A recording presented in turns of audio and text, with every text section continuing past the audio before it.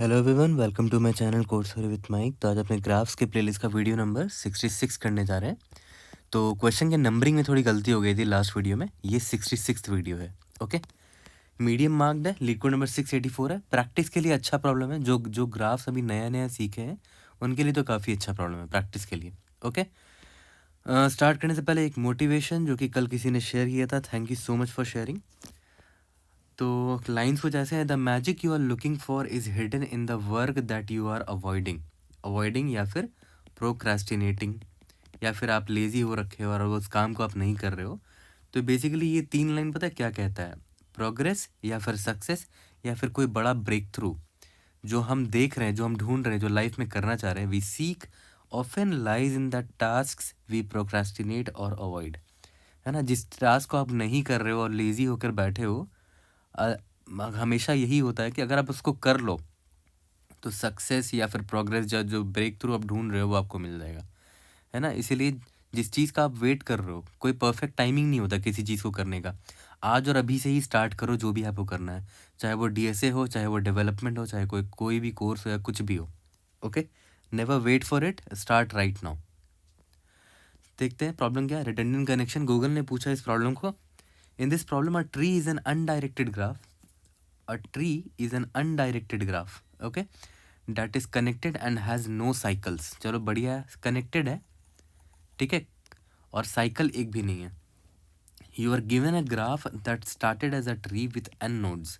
एक ग्राफ दिया गया आपको जिसमें n नोड्स हैं, लेबल्ड फ्रॉम 1 to n। इसमें नंबरिंग जो है 1 to n की दे रखी है। With one additional edge added, एक एडिशनल एज ऐड कर दिया गया है। The added edge has two different vertices chosen from 1 to n, okay, and was not an edge that already existed। ठीक है, कोई भी दो वर्टिस को चुना गया और एक ज़बरदस्ती का एक एज बना दिया गया उसको। ठीक है, पहले ये एग्जिस्ट नहीं करता था।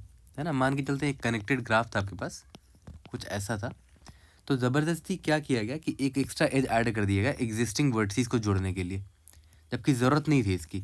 है ना, तो the graph is represented as an array edges of length n where edges I is equal to ai bi indicates that there is an edge between the nodes ai and bi। है ना, और यहाँ पर से साफ साफ पता चल रहा है कि ये अनडायरेक्टेड है, यहाँ पर मेंशन्ड है।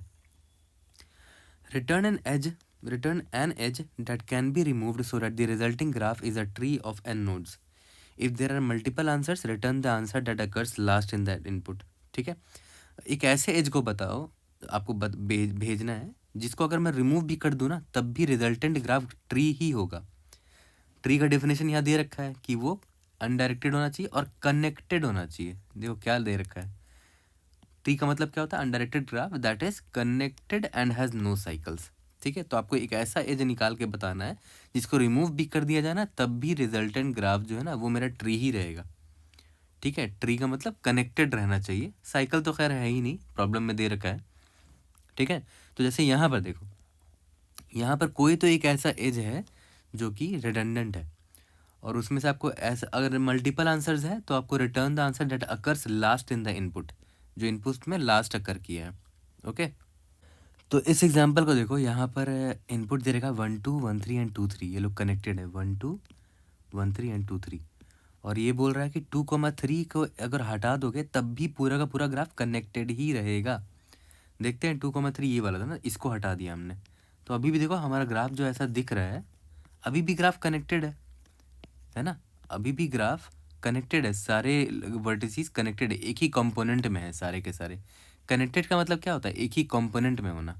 है ना, अगर मान लेते हैं आपने बोला नहीं भाई इसको ना हटा के ये रहने देते हैं, इसको हटा देते हैं। याद करो प्रॉब्लम में बोला एक ही एज हटाना है, तो इसको अगर हटा दिया मैंने, इसको हटा दिया, तो अभी भी देखो ग्राफ कनेक्टेड ही है। देखो 1 से 3 3 से 2 लोग एक ही कंपोनेंट में है, बट स्टिल इनपुट में देखो यहाँ पर सबसे लास्ट में 2,3 आया है, तो आपका आंसर वो होना चाहिए ना 2,3। ठीक है, जैसे ये वाला एग्जांपल देखो, यहाँ पर बोल रहा है कि 1,4 जो है वो रिडंडेंट है।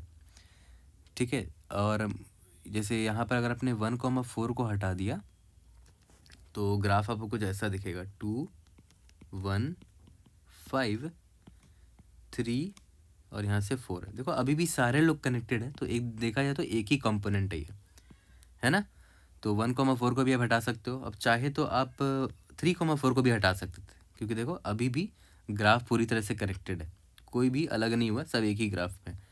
बट 3,4 पहले नहीं आता, 1,4 लास्ट में आता है ना हमारे इनपुट में, इसीलिए हमारा आंसर 1,4 होगा। यहाँ तक क्लियर है? ओके। तो अगर मान लेते मैं बोलूँ कि भाई 1,5 वाले एज को हटा सकते हैं क्या? नहीं। अगर आपने इसको हटाया तो देखो क्या होगा, ये डिस्कनेक्ट हो जाएगा, 2 कंपोनेंट बन जाएगा, विच इज़ नॉट अलाउड। बोला गया है कि ग्राफ ट्री होना चाहिए एक तरह। ट्री का मतलब होता है कि एक ही कनेक्टेड कंपोनेंट होना चाहिए। अब देखो थॉट प्रोसेस पे आने से पहले एक इम्पॉर्टेंट फैक्ट आपको बताता हूँ। आपको नोटिस करो यहाँ पर लिखा था ना, in this problem a tree is an undirected graph that is connected and has no cycles, ठीक है। और यहाँ पे बोल रखा था कि n नोड्स थे, ठीक है, और अभी n एजेस हो चुके हैं, क्योंकि एक एक्स्ट्रा एज डाल दिया गया था, बट पहले n-1 एजेस रहे होंगे, उसके बाद एक एक्स्ट्रा किसी ने डाल दिया होगा, है ना। तो देखो पहले कैसा रहा होगा, मान लेते हैं कोई ग्राफ था ऐसे करके, ठीक है। तो देखो तो n कितना है, टोटल 3 नोड्स हैं, और एजेस कितने हैं, n-1 है, यानी कि 2 एजेस हैं। तो ये क्या बोला कि ये ट्री है, ऑब्वियसली बात है, ट्री का डिफिनेशन पर बैठता भी है ये, कि इसमें कोई साइकिल नहीं है, और इसमें टोटल कितने नोड्स हैं, एजेस हैं, n-1 एजेस हैं, और n वर्टिसीज हैं। तो किसी ने एक एक्स्ट्रा एज डाल दिया। अब देखो एक एक्स्ट्रा एज डालोगे, और वो बोल रहा है कि एक्स्ट्रा एज जब डाला ना, तो एग्जिस्टिंग वर्टिसीज को ही कनेक्ट किया है उसने, है ना, कोई नया वर्टेक्स बना के ऐसे नहीं किया है। एग्जिस्टिंग कोई वर्टिसीज को चुना उसने, मान लेते हैं इसको और इसको चुन लिया, और उसमें एक नया एज लगा दिया। तो इसका मतलब क्या हुआ कि अब मेरे पास एजेस पता है कितने हो गए, n एजेस हो गए।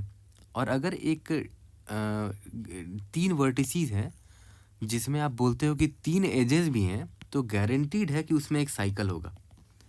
ऑब्वियस सी बात है, आप वो एज चाहे तो यहाँ लगाओ, अभी भी साइकिल है ना, या फिर यहाँ लगाओ, देखो ये साइकिल बन गया ना ये, ठीक है। यहाँ तक क्लियर है? तो ये चीज़ आपको समझ में आ गई, ये फैक्ट आपको पता होना चाहिए कि अगर एक ग्राफ है जिसमें n एजेस हैं और n नोड्स हैं, ठीक है, तो देखो ध्यान दो, वो एक साइकिल बन जाएगा, क्योंकि बाकी दूसरा एज आप डालोगे कहाँ, कहीं ना कहीं डालोगे कि एग्जिस्टिंग एजेस को ही कनेक्ट, वर्टेक्स को ही कनेक्ट करोगे, तो साइकिल बनना ही बनना है। अब देखो ध्यान दो, थॉट प्रोसेस पर आते हैं। तो एक बिगिनर से भी अगर आप पूछोगे ना कि इस प्रॉब्लम को बनाना कैसे है, तो उसका भी एक थॉट प्रोसेस होगा जो कि बहुत मैच करेगा जो अभी हम सोच रहे हैं, आई एम प्रीटी श्योर। देखो जैसे मान लेते हैं मैं उसको बोलूँगा कि भाई देखिए ये सब एजेस हैं, और एक ग्राफ बनाना है आपको इन एजेस से, और उसमें से एक रिडंडेंट एज है, वो हटाना है आपको, ठीक है। तो वो बोलेगा ठीक है भाई एज बता मुझे। तो मैं बोलूँगा कि भाई सबसे पहला एज है 1,2। तो बोलेगा ठीक है मैं देखता हूँ 1,2 रिडंडेंट है कि नहीं। तो भाई अभी ना ही वर्टेक्स 1 प्रेजेंट है, ना ही वर्टेक्स 2 प्रेजेंट है हमारे ग्राफ में, हमारा ग्राफ तो अभी खाली है। तो बोलेगा भाई ये तो फिर मैंडेटरी एज हो गया। तो मैंने बोलेगा हाँ ठीक है, तो 1,2 को ऐड कर देते हैं, क्योंकि अभी तक ये प्रेजेंट ही नहीं था हमारे ग्राफ में, तो हमने ऐड कर दिया, है ना। बाई डायरेक्शनल एज है, मतलब अनडायरेक्टेड ग्राफ है। उसके बाद नेक्स्ट एज में आए, तो मैं पूछ रहा हूँ उससे कि भाई ये क्या ये रिडंडेंट है। तो बोलेगा देखता हूँ। पहले तो देखा अच्छा ये वर्टेक्स 2 और वर्टेक्स 3 की बात हो रही है, तो वर्टेक्स 2 तो प्रेजेंट है, वर्टेक्स 3 तो प्रेजेंट ही नहीं है, तो मतलब ये रिडंडेंट नहीं है, मतलब ये एज तो मुझे चाहिए ही होगा, है ना, 2,3, क्योंकि 3 तो प्रेजेंट ही नहीं था। इसके बाद आता है 3,4 पर। तो कौन कौन सा वर्टेक्स है, एक 3 है और एक 4 है। तो 3 तो प्रेजेंट है, बट 4 तो प्रेजेंट ही नहीं है, तो ऑब्वियस बात है मुझे 4 को यहाँ पर ऐड करना पड़ेगा, है ना। इनको कनेक्ट कर दिया मैंने, ठीक है। अब आया 1,4। अब देखो ध्यान देना, मैं उससे पूछूंगा 1,4 रिडंडेंट है क्या। तो बोलेगा देखते हैं 1 प्रेजेंट है क्या। मैं बोलूँगा हाँ 1 प्रेजेंट है ग्राफ में। 4 प्रेजेंट है क्या। मैं बोलूँगा भाई 4 भी प्रेजेंट है ग्राफ में। तो एक बार चेक कर लेते हैं क्या 1 और 4 कनेक्टेड है ऑलरेडी। अगर ऑलरेडी कनेक्टेड है समहाउ, तो क्यों भाई एक एज बनाना है तुमको। एक एज बनाओगे तो ऑब्वियस है साइकिल बन जाएगा, यहाँ पर साइकिल बनता हुआ दिख भी रहा है आपको, है ना। तो चेक कर लेते हैं कि कनेक्टेड है कि नहीं। तो यहाँ पर कौन कौन सा वर्टेक्स है, 1 है और 4 की बात हो रही है। तो मैं 1 से DFS स्टार्ट करूँगा या 4 से DFS स्टार्ट करूँगा, कहीं से भी कर लो। मैं 1 से DFS स्टार्ट करूँगा, या फिर आपका मन है तो आप BFS स्टार्ट कर लो। ट्रैवर्सली तो मारना है, बस यही तो चेक करना है कि 1 से अगर DFS या BFS मारेंगे तो 4 तक पहुँच पाते हैं कि नहीं, मतलब कि 4 सेम कंपोनेंट में है कि नहीं, 4 इसी ग्राफ में है कि नहीं। अगर 4 इसी ग्राफ में नहीं होता, कहीं दूर में अलग होता, तो नहीं पहुँच पाएंगे, तो तब मुझे 1 से 4 एज बनाना पड़ेगा। बट अगर ये 1 से DFS मार के मैं 4 तक पहुंच गया, इसका मतलब वो कनेक्टेड है, सेम कंपोनेंट में ही है 4 भी, है ना। तो DFS मारोगे तो ऑब्वियस ही बात है 1 से जब DFS मारोगे तो 1 से आप 2 जाओगे, 2 से 3, 3 से 4 जाओगे। इसका मतलब क्या है, 4 भी सेम कंपोनेंट में है, तो क्यों आपको इस एज को बनाना है भाई? इस एज को क्यों बनाना है? ऑलरेडी कनेक्टेड है तो इस एज को क्यों बनाना है? इसका मतलब क्या है कि जब ये 1 और 4 ऑलरेडी कनेक्टेड है और अगर आपने एक और एज डाल दिया यहाँ पर तो ये साइकिल बना देगा मेरा। देखो साइकिल बनता हुआ दिख भी रहा है आपको, मतलब ये रिडंडेंट एज है ना? ये रिडंडेंट एज है और ऑब्वियस सी बात है, साइकिल है तो ऑब्वियस वो ट्री नहीं हो सकता, क्योंकि ट्री का डेफिनेशन ही होता है कि उसमें साइकिल नहीं हो सकता, राइट? तो ऑब्वियस सी बात है, यहाँ पर साइकिल बनता हुआ आपको दिख रहा है ना? और इसके बाद अगर आप नोटिस करो ये 1,5 है, तो एनीवेज 5 एक अलग ही नोड बनने वाला है हमारा, क्योंकि 5 प्रेजेंट ही नहीं है ना? तो 5 को यहाँ बना देता हूँ मैं, तो 1 से 5 कनेक्ट हो जाएगा। ये तो खैर बात की बात है, बट आप इधर ही आपने पकड़ लिया था कि भाई 1,4 एक रिडंडेंट एज है ना? तो अब एक चीज़ यहाँ नोटिस करो, ठीक है? एक इम्पॉर्टेंट चीज़ सुनो ध्यान से, कि अगर आपको याद होगा कि आपने ना एक एक करके प्रोसेसिंग स्टार्ट की थी। सबसे पहले आपने 1,2 स्टार्ट किया था, ठीक है? मैं एज को अभी इरेज कर रहा हूँ, तो 1,2 आपने बना दिया। फिर आपने 2,3 किया तो आपने ये इसको बना दिया। अभी तक आपको साइकिल नहीं मिला, राइट? है ना? अभी तक आपको रिडंडेंट एज नहीं मिला। 3,4 मिला तो आपने इसको बना दिया था। उसके बाद 1,4 मिला, तब आपने पकड़ा कि अच्छा 1,4 तो ऑलरेडी कनेक्टेड हो चुका है। किसके थ्रू कनेक्टेड हो चुका है? इसके थ्रू, इसके थ्रू और इसके थ्रू, है ना? अब लास्ट में एक एज मुझे मिला जिसने मुझे धोखा दे दिया 1,4, क्योंकि जैसे ही मैंने इसको ड्रॉ किया 1,4 ऑलरेडी कनेक्टेड है, एक साइकिल बन रहा है यहाँ पर, तो मैं बोल दूंगा यही मेरा आंसर है ना? यही मेरा आंसर है। अब देखो ध्यान दो, तब तक मेरा साइकिल नहीं बना जब तक ये 1,4 आया नहीं। तो ऑब्वियस बात है 1, और हमने एक एक मतलब लीनियरली एज को प्रोसेस कर रहे हैं। पहले इसको प्रोसेस किया, फिर इसको प्रोसेस किया, इसको प्रोसेस किया, तो ये ऑब्वियस है, गारंटीड है कि लास्ट एज है जो धोखा देने वाला है हमें, है ना? ये लास्ट एज है जो धोखा देने वाला है, क्योंकि देखो अगर आप यहाँ पर नोटिस करो 1,4 वाला एज भी अभी ड्रॉ कर देते हैं, तो नोटिस करो तो यहाँ पर ये भी रिडंडेंट ही है। 2,3 को भी आप हटा सकते थे, चाहे तो फिर आप 4,3 को भी हटा सकते थे, क्योंकि देखो अभी भी सारे लोग कनेक्टेड ही हैं। बट 2,3 को मैंने नहीं हटाया और 4,3 को मैंने नहीं हटाया, क्योंकि वो लोग यहाँ पर मेरे इनपुट में पहले आ गए थे, है ना? ये रहा 2,3, 3,4, है ना? तब तक ग्राफ कनेक्टेड, मतलब तब तक कोई रिडंडेंसी मुझे नहीं दिखी थी, तो वो लोग पहले ही मुझे दिख गए थे, तो मैंने उनको फॉर्म कर दिया। फिर लास्ट एक एज मुझे मिला जब ये रिडंडेंट बन गया यहाँ पर, तो ये मेरा लास्ट ही एज होगा जो धोखा देगा मुझे, तो यही मेरा आंसर भी होगा, है ना? यहाँ तक क्लियर है? तो मैं इसके थ्रू इस पॉइंट का भी ख्याल रख रहा हूँ कि मल्टीपल आंसर है, return the answer date occurs last in the input, ठीक है? तो यहाँ पर देखो हमारा आंसर एक्चुअली में मल्टीपल था, क्योंकि देखो इसका ग्राफ तो ऐसा बनेगा अल्टीमेटली, सॉरी 1 से 5 कनेक्टेड था ना, 1 से मान लेते हैं 5 कनेक्टेड है, तो ग्राफ तो अल्टीमेटली मेरा ये बनेगा।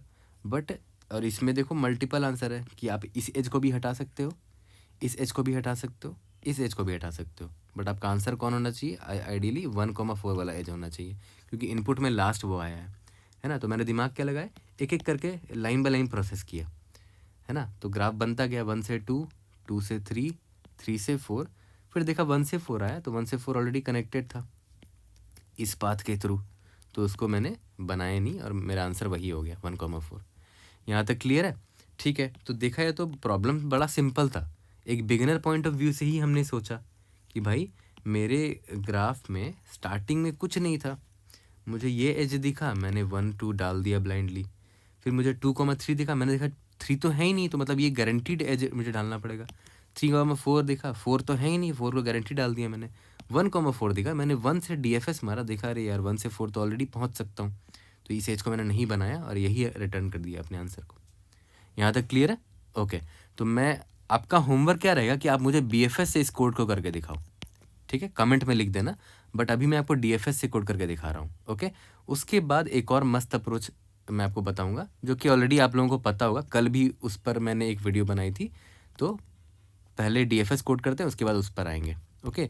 एक बार मैं ये भी दिखा देना चाहता हूँ कि मान लेते हैं इसको अगर आप सॉल्व करोगे तो इसका ड्राई रन देखो ध्यान से। सबसे पहला एज 1,2 है, तो ऑब्वियसली अभी तक मेरा ग्राफ बना नहीं है, तो मैंने 1 और 2 बना दिया, ठीक है? उसके बाद 1,3 आया, तो ऑब्वियसली बात है 3 तो प्रेजेंट ही नहीं है अभी, तो ऑब्वियसली ये एज मैंडेटरी है, क्योंकि 3 अभी यहाँ पर आ जाएगा। उसके बाद 2,3 आया, तो देखो 2,3 मतलब 2 से अगर मैं DFS स्टार्ट करूँ तो 3 तक तो ऑलरेडी पहुँच पा रहा हूँ इस पाथ से, इसका मतलब ये एज रिडंडेंट है ना, तो मेरा आंसर 2,3 हो गया, है ना। देखो आंसर 2,3, तो इट्स वॉज एक्चुअली में आसान प्रॉब्लम था ये, है ना, ठीक है। बट BFS आपका होमवर्क है, कमेंट में लिख के बताना। अभी मैं DFS से कोड करके दिखाऊंगा, उसके बाद एक और नेक्स्ट अप्रोच आएगा। चलो सबसे पहले DFS से कोड कर लेते हैं। मैंने n is equal to edges dot size define कर लिया। प्रॉब्लम में दे रखा है कि नंबर ऑफ नोड्स भी n ही है, नंबर ऑफ एजेस भी n है, और सिंस मुझे एक ग्राफ बनाना है तो मैं एडजेसेंसी लिस्ट मैंने डिफाइन कर लिया है, ठीक है। एक एक करके मैं सारे एज को प्रोसेस करूँगा। Int i is equal to 0, i is less than n, i plus plus, ठीक है। इंट u निकाल लेता हूँ, एजेस ऑफ i का 0, इंट v मेरा होगा एजेस ऑफ i का 1, ओके। तो सबसे पहले तो ये चेक कर लेता हूँ कि ऑलरेडी ये दोनों नोड प्रेजेंट है, कनेक्टेड भी है। तो कैसे चेक करेंगे, adj dot find u is not equal to adj dot end and adj dot find v is not equal to adj dot end, ठीक है। एंड अगर दोनों ऑलरेडी प्रेजेंट है, चलो प्रेजेंट तो है, बट क्या दोनों सही में कनेक्टेड भी है, तो मैं एक DFS कॉल मार देता हूँ। बट मैं चाहता हूँ कि आप BFS से भी लिख के देख लेना, है ना, ठीक है। कैसे चेक करेंगे, एडजेसेंसी लिस्ट u, v भेज देंगे कि u से मुझे स्टार्ट करना है DFS। अगर मैं v तक पहुँच गया, मतलब u और v ऑलरेडी कनेक्टेड एक ही कंपोनेंट में, तो मैं रिटर्न कर दूंगा इस वाले एज को, एजेस ऑफ i को रिटर्न कर दूंगा, ठीक है। ये वाला एज रिटर्न कर दूंगा। और अगर ऐसा नहीं है तो ऑब्वियस सी बात है, ये हम ग्राफ में डाल देंगे, adju dot push underscore back v, एक u से v एज बनाया, adj v dot push underscore back v से एक u एज बना दिया, मतलब अनडायरेक्टेड एज है ना, इसीलिए, ठीक है, ओके। और अगर ऐसा कुछ नहीं है तब तो लास्ट में ब्लैंक वेक्टर भेज देते हैं, और हमें बस लास्ट में अब क्या करना है, नॉर्मल DFS लिखना है। तो DFS तो हमने पता नहीं कितनी बार लिख दिया होगा अब तक, है ना। तो DFS से एक बूलियन रिटर्न करवा देंगे कि कनेक्टेड है नहीं, वो ये बता देगा मुझे। DFS अनऑर्डर्ड मैप ले लिया, इंट u इंट v ले लिया, ठीक है। यहाँ तक क्लियर है। इसके बाद सबसे पहले तो इसको विजिट मार्क कर देंगे, visit of u is equal to true, है ना। अच्छा हाँ, यहाँ पर DFS हिट करने के लिए एक वेक्टर ले लेते हैं विजिटेड मार्क का, vector of Boolean visited of size n, starting में सारे फॉल्स हैं, ओके। तो यहाँ पर ट्रू मैंने मार्क किया, और यहाँ पर चेक कर लेंगे कि अगर u जो है वो v तक पहुँच गया ऑलरेडी, है ना, मतलब कनेक्टेड है दोनों, रिटर्न ट्रू कर देंगे। और अगर नहीं पहुँचे हैं अब तक तो कोई बात नहीं, u के नेबर में स्टार्ट करते हैं जाना, int and v in adj of u के नेबर में जाते हैं। तो सबसे पहले तो ये चेक करेंगे ये विजिटेड तो नहीं होना चाहिए। इफ़ अगर ये ऑलरेडी विजिटेड हुआ NGBR तो अब वैसे कंटिन्यू कर देंगे, ठीक है। और अगर विजिटेड नहीं है तो यहाँ पर मैं DFS रिटर्न कर दूंगा, इफ़ DFS ADJ पास कर देता हूँ, और क्या क्या पास कर रहे थे, NGBR V पास कर रहे थे, और विजिटेड पास कर रहे थे। अगर ऐसा यहाँ से ट्रू आ गया तो रिटर्न ट्रू कर देंगे, और नहीं आया तो लास्ट में रिटर्न फॉल्स कर देंगे। एक बार एग्जाम्पल टेस्ट केसेस देख लेते हैं पास हो रहे हैं कि नहीं। NDDS सबमिट करके देखते हैं, we should be able to pass all the test cases. Great, we have pass all the test cases. इसका टाइम कॉम्प्लेक्सिटी कितना होगा वो सोचो। यहाँ पर O ऑफ n टाइम्स लग रहा है, O ऑफ n, क्यों, क्योंकि नंबर ऑफ एजेस n थे। उसके बाद यहाँ पर आप DFS भी हिट मार रहे हो। अब DFS में क्या होगा, वर्स्ट केस में आप सारे नोट्स को विजिट करोगे। टोटल कितने नोट्स हैं, टोटल n नोट्स थे, तो n है, और यहाँ पर इंटू n, तो n स्क्वेयर हो जाएगा टाइम कॉम्प्लेक्सिटी वर्स्ट केस में, O ऑफ n स्क्वेयर, ठीक है। और ऑब्वियस सी बात है आपका ये स्पेस कितना है, जितना एजेस है, आप सारे एजेस को स्टोर कर रहे हो अपने ग्राफ में, तो स्पेस में आ जाएगा O ऑफ n, ठीक है। यहाँ तक क्लियर है, ओके। तो चलो अब आ जाते हैं अपने नेक्स्ट अप्रोच पे। अब देखो नेक्स्ट अप्रोच जो है वो DSU की मदद से है। तो सबसे पहला सवाल यही आता है, एक बिगिनर को मन में तो यही सवाल आएगा कि भाई कैसे पता चल गया आपको कि ये DSU से बन सकता है। सबसे पहला सवाल यही आना भी चाहिए आइडियली आपके मन में। तो देखो ध्यान दो, प्रॉब्लम में दे रखा था कि भाई कंपोनेंट सिर्फ एक ही होना चाहिए, मल्टीपल कंपोनेंट नहीं हो सकता। मान लेते हैं ये आपका ट्री है 1 2 3 4 और मान लेते हैं यहाँ पर 5 है। ओके, तो अगर आप नोटिस करो ये अभी एक ही कंपोनेंट है ना, अभी ऑब्वियस एक ही कंपोनेंट है क्योंकि देखो सारे लोग कनेक्टेड है समहाउ। 1 2 से भी कनेक्टेड है, 1 3 से भी कनेक्टेड है वाया दिस पाथ, 1 4 से भी कनेक्टेड है वाया दिस पाथ, 1 5 से भी कनेक्टेड है वाया दिस पाथ। हर लोग कनेक्टेड है और हर लोग एक ही कंपोनेंट में है, एक ही ग्रुप बोल सकते हो। ठीक है, तो ऑब्वियस सी बात है अगर आपने इस वाले एज को डिलीट मार दिया, 2 से 5 वाले एज को डिलीट मार दिया, तो ऑब्वियस सी बात है 2 कंपोनेंट बन जाएगा जो कि अलाउड नहीं है ना। तो अब याद करो ऐसे कंपोनेंट वाले कांड जब हम करते थे तो कौन सा टॉपिक दिमाग में आता था? DSU, है ना। DSU में हम यही तो करते थे, कंपोनेंट में बांटते थे, फिर ग्रुपिंग करते थे उसका। जैसे मान लेते हैं यहाँ पर 1 है, 2 है, 3 है, 4 है, 5 है। ठीक है, तो अब देखो यहाँ पर जब बोल दिया है कि 1 और 2 एक एज है तो कनेक्ट करना पड़ेगा। पहले तो देख लेंगे कि भाई 1 और 2 ऑलरेडी कनेक्टेड तो नहीं है, कनेक्टेड नहीं है, चलो ठीक है दोनों को कनेक्ट कर देते हैं। तो कनेक्ट जब करोगे तो मैं एक्चुअली में क्या कहना चाह रहा हूँ, यूनियन कर दूंगा मैं, मतलब एक ग्रुप में उनको डाल दूंगा। ठीक है, तो जब यूनियन करूँगा तो 1 को पापा बना देता हूँ और 2 उसका चाइल्ड बन जाएगा। ठीक है, ओके। अभी भी देखो मल्टीपल कंपोनेंट्स हैं, 1 2 3 4, तो अभी भी गड़बड़ है ना, एक ही कंपोनेंट होना चाहिए। कोई बात नहीं, अभी हमने पूरा ये प्रोसेस कहाँ किया। अब नेक्स्ट स्टेज में आते हैं 2,3 पर। तो पहले तो मैं 2 से पूछूंगा कि भाई 2 तुम जिस ग्रुप में हो, पहले तो देखूंगा क्या तुम दोनों सेम ग्रुप में हो। तो 2 बोलेगा नहीं भाई मैं जिस ग्रुप में हूँ उसका पापा 1 है। 3 बोलेगा भाई मैं जिस ग्रुप में हूँ उसका पापा मैं खुद हूँ, है ना। मतलब मैं अलग अलग ग्रुप में, मतलब दोनों पक्का अलग ग्रुप में है, क्योंकि देखो इस ग्रुप का मालिक 1 है, इस ग्रुप का मालिक 3 है, मतलब पक्का दोनों अलग अलग ग्रुप में रहे होंगे। तो मैंने बोला भाई बट तुम लोगों के बीच में एज है 2 और 3 के बीच, मतलब तुम दोनों को कनेक्ट होना चाहिए और सेम ग्रुप में होना चाहिए।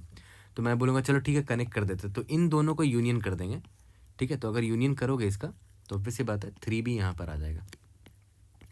ठीक है, ओके। उसके बाद 3,4 है ना, बट आइडियली 3 को यहाँ आना चाहिए था, है ना। बट याद करो मैंने आपको बताया था कि DSU को आप by rank and path compression भी कर सकते हो। तो अब एक्चुअली में इसको हमने ऑप्टिमाइज़ कर दिया है।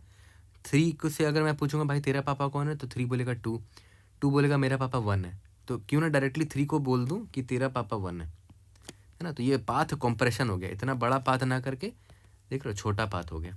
ओके, तो ये सब आपको ऑलरेडी पता होगा अगर आपने मेरा DSU का वीडियो देख रखा है तो, है ना। वो हलवा बन जाएगा DSU लिटरली।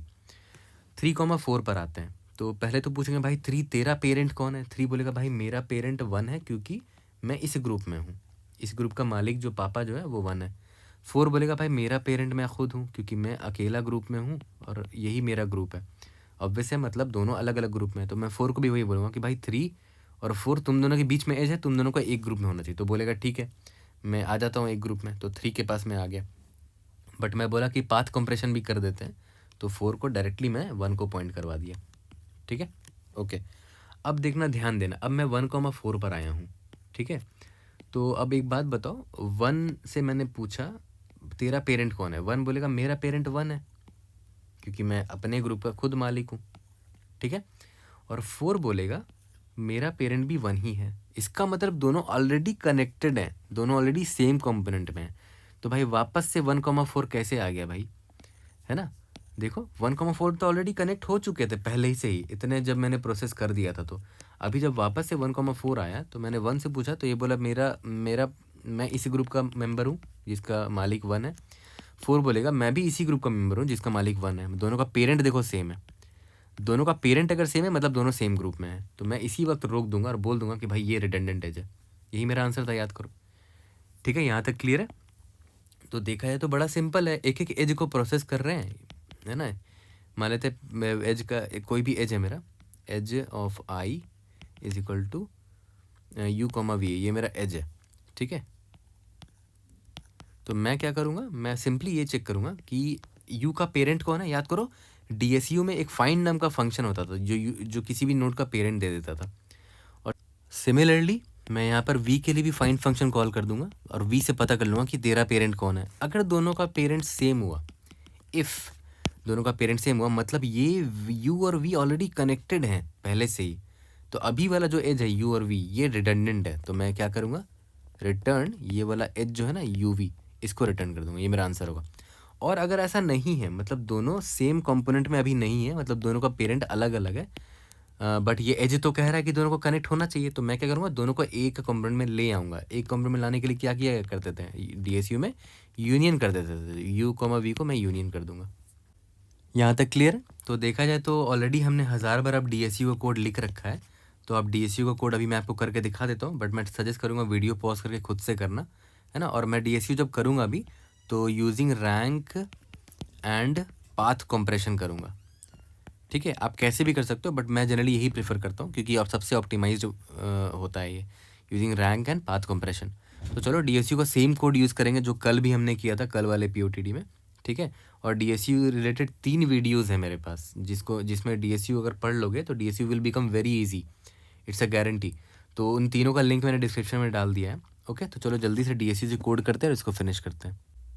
तो चलो अब डीएसयू से इसको सॉल्व कर लेते हैं। तो अभी मैंने कल ही आपको सिखाया था कि डीएसयू के लिए अलग क्लास बना दिया करो, तो आसानी होती है, क्योंकि डीएसयू एक अलग एंटिटी है, और इसमें बहुत सारी चीज़ें होती हैं, तो इसको अलग बना दो तो वही सही है, पब्लिक,